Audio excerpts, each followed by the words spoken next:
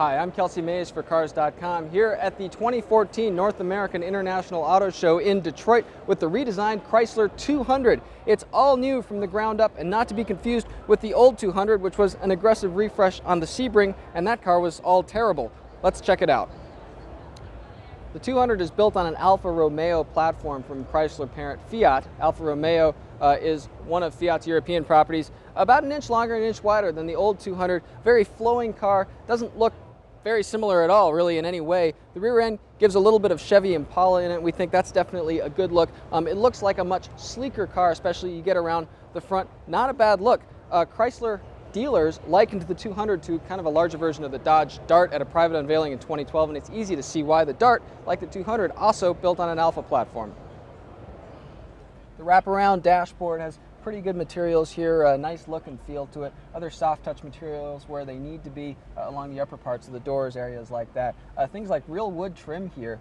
It's got kind of a textured, neat surface to it in the auto show car. A lot of storage areas, Chrysler says. There's a rotary knob shifter here now instead of a conventional mechanical shifter. This is an electronic shifter, and it clears up a lot of space underneath it. So there's actually an area here that Chrysler says is big enough to put an iPad with a little hole that loops through for power if you need it to. In this area, there's a little mat with the City of Detroit skyline embossed in it. Definitely reinforces Chrysler's whole imported from Detroit advertising slogan. And it makes sense in the 200, which is built in Sterling Heights, Michigan, a suburb of Detroit.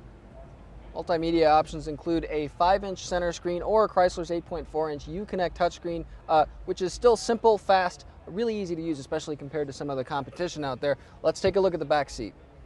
Cabin volume is increased to a little over 101 cubic feet now. That helps out in the back seat, which was a little tight in the last 200. I'm about 6 feet tall. That's where I'd sit to drive. Definitely a good amount of room here and a nice cushion angle to actually create the sensation of the seat being higher off the ground. I actually have enough thigh support here. Headroom, not exceptional, but not a bad story there.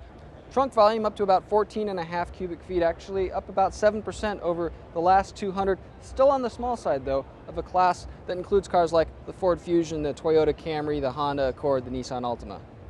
The 4-cylinder will employ multi-air valve technology from Chrysler parent Fiat.